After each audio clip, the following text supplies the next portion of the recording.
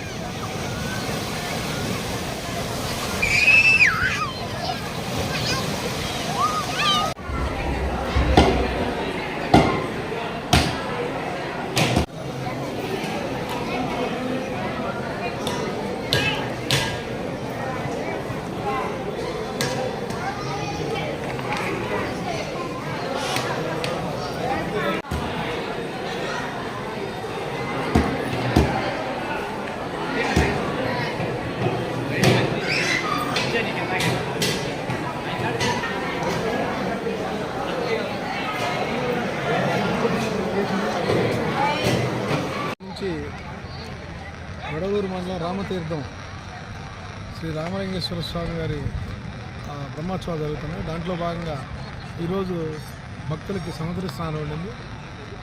దీంట్లో మా ఎస్పీ గారు, డిఎస్పీ గారు, అదేవిధంగా అడిషనల్ ఎస్పీ గారు వీళ్ళందరి ఆధ్వర్యంలో రామతీర్థంలో భక్తులకు ఎలాంటి అసౌకర్యం లేకుండా, ఎలాంటి ప్రమాదం జరగకుండా సముద్ర స్నానం కాబట్టి అన్ని జాగ్రత్తలు తీసుకున్నాం. దీంట్లో మా సివిల్ పోలీస్ 50 మంది, అదేవిధంగా మా మెరైన్ పోలీస్ స్టేషన్ నుంచి 25 మంది, తర్వాత లోకల్ పిల్లలు గజీతగాళ్ళు 150 మందిని ఇచ్చారు. వీళ్ళందరితో సముద్రం ఇప్పటివరకు ప్రశాంతంగా జరిగింది.